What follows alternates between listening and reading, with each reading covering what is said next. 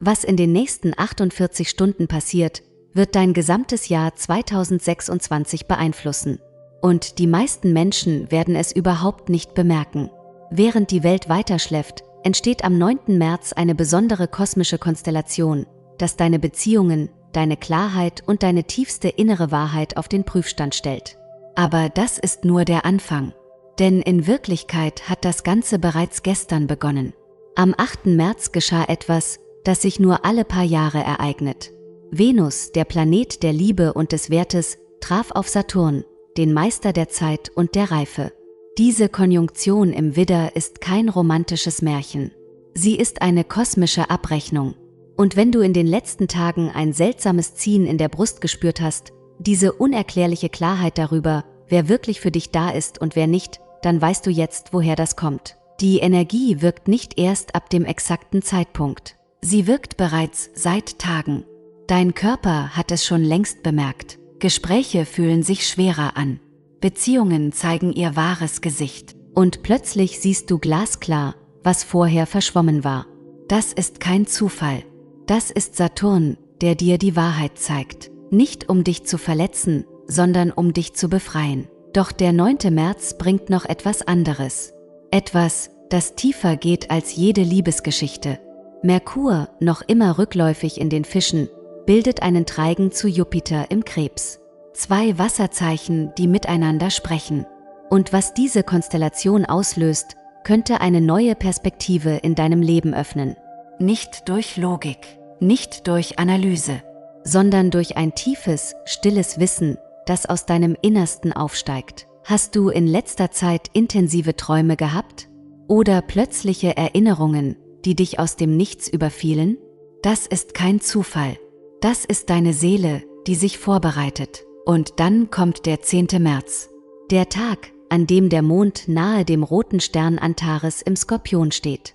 Eine seltene astronomische Konstellation, die du mit bloßem Auge sehen kannst, wenn du nachts zum Himmel schaust. Antares, das Herz des Skorpions, trägt eine uralte Energie. Eine Energie der Transformation, der Intensität, der Wahrheit, die keine Kompromisse kennt.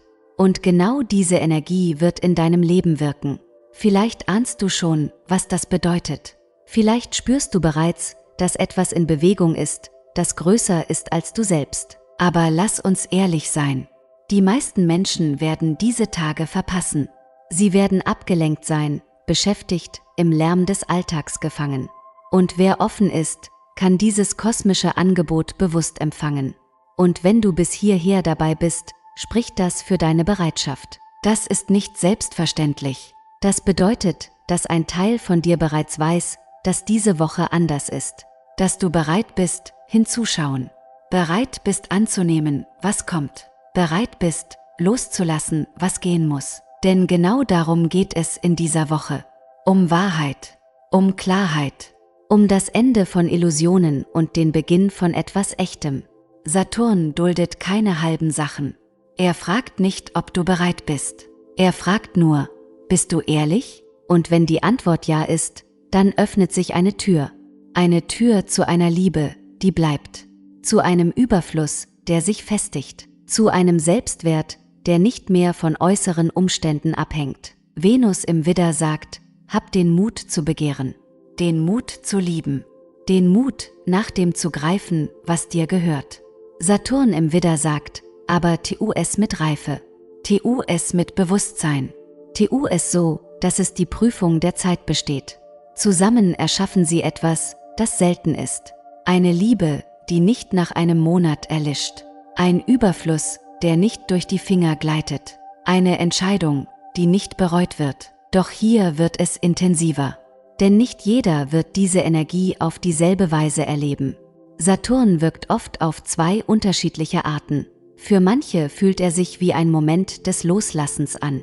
Für andere wie eine Gelegenheit, etwas Stabileres aufzubauen. Welche Rolle er in deinem Leben spielt, hängt von verschiedenen Faktoren ab. Das Fundament ist einer der wichtigsten davon. Wenn du in einer Beziehung warst, die vor allem von Hoffnung und Potenzial gelebt hat, kann Saturn Klarheit darüber bringen, was wirklich trägt. Aber wenn deine Beziehung auf echtem Respekt aufgebaut ist, auf konstanter Anstrengung, auf gegenseitiger Wertschätzung, Dann kommt Saturn als der stützende Pfahl. Er bietet die Struktur, die echte Reife ermöglicht. Er verwandelt eine Beziehung in ein Fundament, in etwas, das Generationen überdauern kann. Und genau das unterscheidet diese Woche von jeder gewöhnlichen Woche. Es geht nicht um Romantik. Es geht um Architektur. Es geht nicht um Schmetterlinge im Bauch. Es geht um die Frage, kannst du etwas bauen, das hält? Aber bevor Saturn kam, gab es Neptun. Am 7. März traf Venus auf Neptun. Und du könntest unter dem Einfluss eines Zaubers stehen. Diese plötzliche Welle der Hoffnung, das Klopfen in deiner Brust. Der Moment, in dem jemand so aussieht, wie du es dir immer gewünscht hast. Das ist der Moment, in dem Venus und Neptun sich vereinen. Die ultimative Fantasie. Cosmisch Rosarote Brill. Neptun nimmt gewöhnliche Liebe und erhebt sie zu etwas Göttlichem. Für einen kurzen Moment verschwinden alle Grenzen. Du siehst nicht, wer diese Person ist. Du siehst, wer du willst, dass sie ist. Und hier lohnt es sich, ehrlich hinzuschauen. Neptun ist auch der Planet der Illusionen. Was du in diesen Tagen gespürt hast, muss nicht bedeuten, was es zunächst schien. Es könnte eine Projektion gewesen sein. Eine Fantasie. Ein Blick auf Potenzial, das noch Zeit braucht, um sich zu zeigen. Und genau deshalb ist das kosmische Timing so genial. Weniger als 28 Stunden nach dem Traum kommt Saturn an. Saturn ist das klare Morgenlicht nach einer Nacht voller schöner Träume. Saturn schaut sich diese Fantasie an und stellt eine einzige Frage: Kannst du das tatsächlich aufbauen? In diesen Tagen kann Saturn dir zeigen, was wirklich trägt. Venus hat heute Abend Saturn getroffen. Und in diesem Moment hebt sich der Nebel. Die rosarote Brille zerbricht. Und was übrig bleibt, das ist es, was tatsächlich wert ist zu behalten. Das ist Liebe als Verpflichtung. Die Entscheidung aufzutauchen, Tag für Tag, auch wenn die Aufregung nachlässt. Aber diese Woche ist nicht nur ein Test für Beziehungen. Sie ist ein Test für deinen Selbstwert.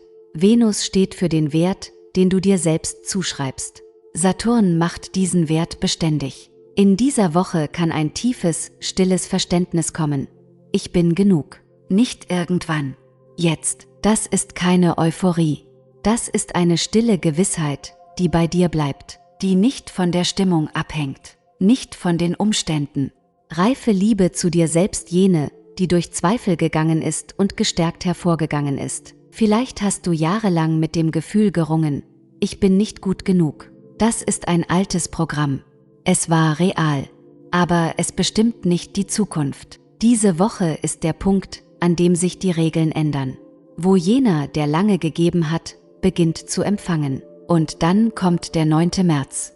Merkur, noch immer rückläufig in den Fischen, bildet einen Treigen zu Jupiter im Krebs.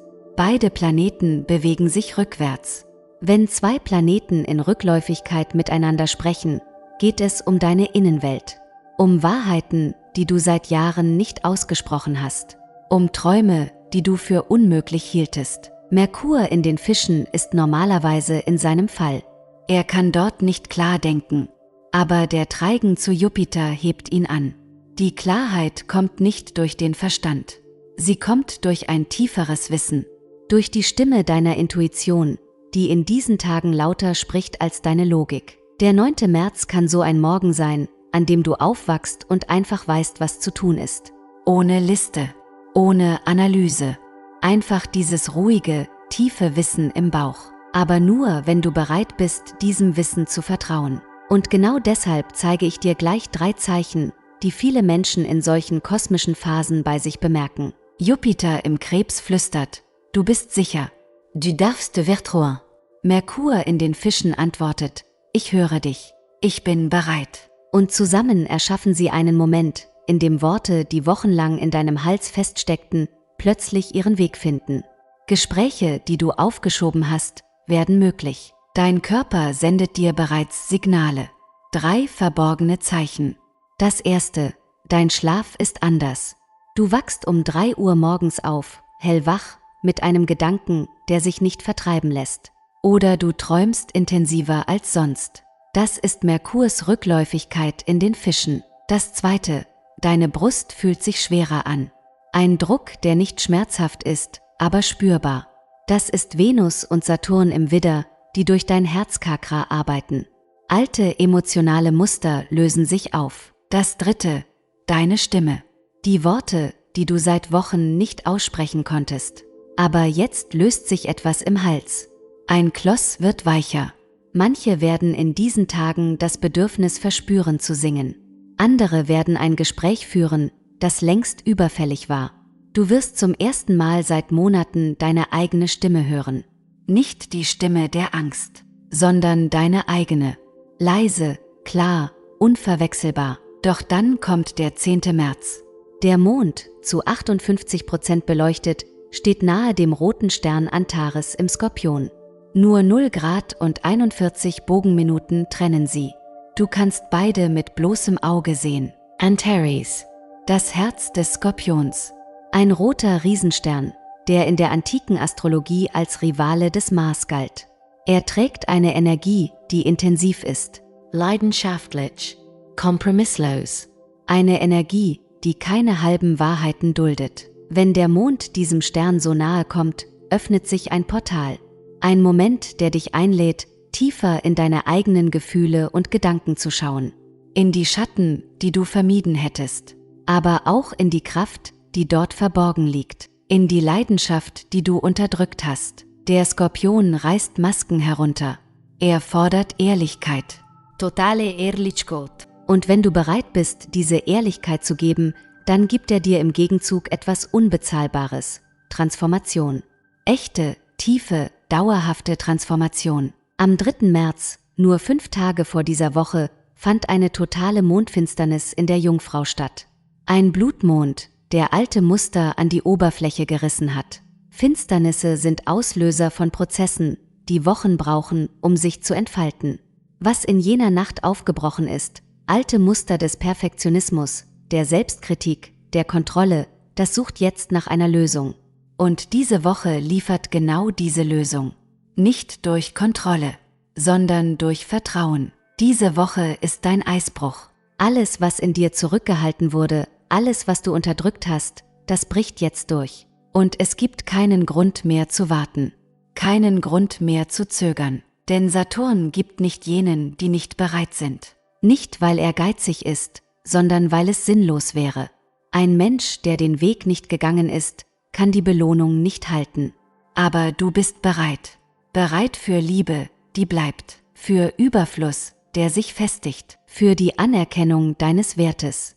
Nicht in Worten, sondern in der Wirklichkeit. Vielleicht glaubst du selbst nicht daran. Vielleicht haben dich Jahre ohne Anerkennung gelehrt, nichts Gutes zu erwarten. Aber das ist ein altes Programm. Es war real. Aber es bestimmt nicht mehr, was kommt. Aber das ist ein altes Programm. Es war real. Ja. Aber es bestimmt nicht mehr, was kommt. Hier liegt ein Paradox.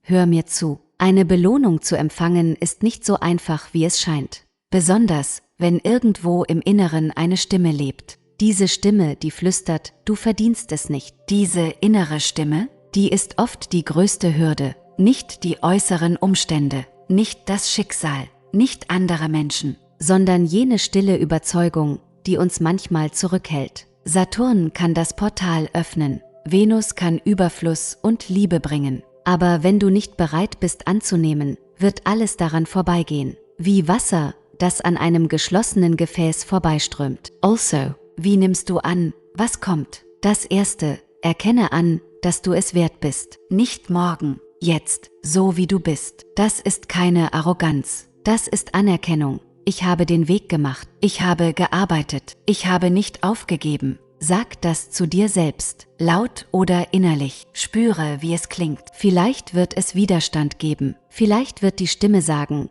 wer bist du, so zu denken? Bemerke diese Stimme, aber höre nicht auf sie. Sie kommt aus der Vergangenheit. Sie weiß nicht, wer du geworden bist. Das Zweite, weise das Gute nicht zurück. Wenn das Gute kommt, suchen viele automatisch nach dem Haken. Das ist ein Schutzmechanismus. Aber jetzt arbeitet er gegen dich. In dieser Woche, wenn etwas Gutes kommt, suche nicht nach dem Haken. Nimm es einfach an. Jemand sagt ein freundliches Wort? Nimm es an. Eine Möglichkeit taucht auf? Nimm sie an. Öffne dich einfach. Das Dritte, sag ja. Ja ist die Zustimmung anzunehmen. Sag es am Morgen, wenn du aufwachst. Ich sage Ja zu dem, was kommt. Ich bin offen. Ich bin bereit anzunehmen. Das verändert die Energie, verändert, wie du den Tag empfängst. Das 4. Achte auf die kleinen Dinge. Saturns Belohnung kommt nicht immer laut. Manchmal ist es eine stille Anerkennung. Ein Wort, ein Blick, ein Gefühl. Eine Möglichkeit, die klein erscheint, aber zu etwas Großem führt. Warte nicht auf Feuerwerke. Schaue aufmerksam hin. Ein Same sieht nicht aus wie ein Baum, aber in ihm steckt ein ganzer Baum. Lerne die Samen zu sehen. Und das 5.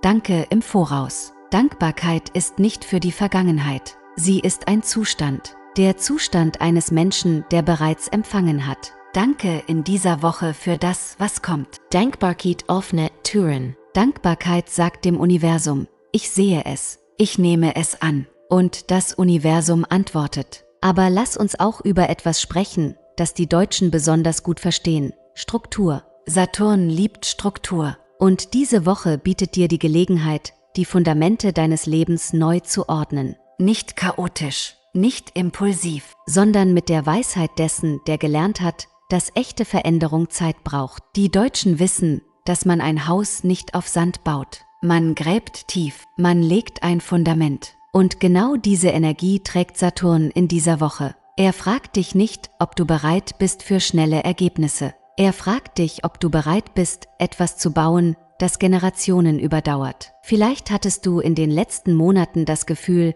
dass nichts wirklich vorangeht. Doch oft sind solche Phasen eine Vorbereitung. Saturn wird in der Astrologie häufig mit Geduld und Reife verbunden. Und wenn dieser Prozess seinen Punkt erreicht, kann eine Zeit beginnen, in der sich frühere Anstrengungen langsam auszahlen. Für viele fühlt sich diese Woche genauso an, wie ein Moment, in dem sich neue Möglichkeiten zeigen. Aber du musst sie sehen können, du musst sie erkennen können und du musst bereit sein, sie mit beiden Händen zu ergreifen. Denn hier ist die Wahrheit, du verdienst es. Jede schlaflose Nacht, in der du dich gefragt hast, ob es noch Sinn macht. Jede Träne, die du geweint hast. Jede Entscheidung gegen deine Angst, die Momente, in denen du weitergegangen bist, obwohl alles in dir schreien wollte, hör auf. All das spiegelt sich in der Energie dieser Zeit wider. Und viele erleben solche Phasen als einen Moment, in dem sich frühere Mühe langsam zu zeigen beginnt. Langsam, aber stetig und vor allem echt. Aber was genau kann kommen?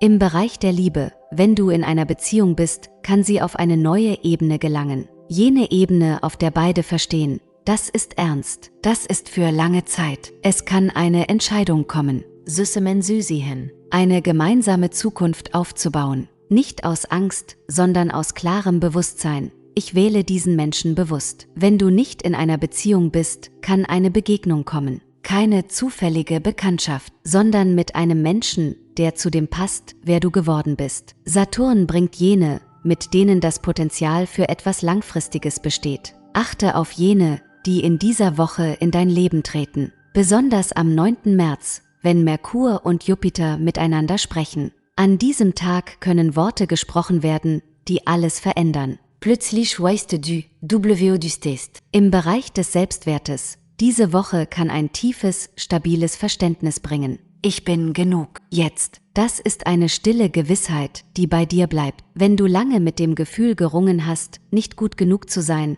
kann diese Woche Heilung bringen. Ein neues Fundament. Und dieses Fundament wird halten. Im Bereich des Überflusses. Venus steht auch für Ressourcen, das Materielle. Saturn festigt das. In dieser Woche kann Geld kommen, aber kein zufälliges, sondern verdientes. Die Anerkennung deines Wertes in konkreten Zahlen. Es kann eine Beförderung kommen, eine neue Position. Das, worauf du lange hingearbeitet hast. Saturn gibt verdientes Geld. Jenes, das du mit Würde annehmen kannst, das habe ich mir erarbeitet. Das bin ich wert. Im Bereich der Klarheit. Venus zeigt, was du wirklich willst. Saturn verwandelt diesen Wunsch in einen Plan. In concrete Schritt. In dieser Woche kann eine Entscheidung kommen, die monatelang in der Schwebe hing. Plötzlich ist klar, was zu tun ist. Merkurs Treigen zu Jupiter am 9. März verstärkt das Jupiter im Krebs, gibt dir das Vertrauen. Ich bin sicher genug. Merkur in den Fischen gibt dir die Worte, um auszudrücken, was du fühlst. Wenn du ein Gespräch aufgeschoben hast, ist der 9. März der richtige Tag. Wenn du eine Entscheidung getroffen hast, aber sie noch nicht ausgesprochen hast, ist der 9. März der richtige Tag. Die Energie unterstützt dich. Und dann kommt der 10. März,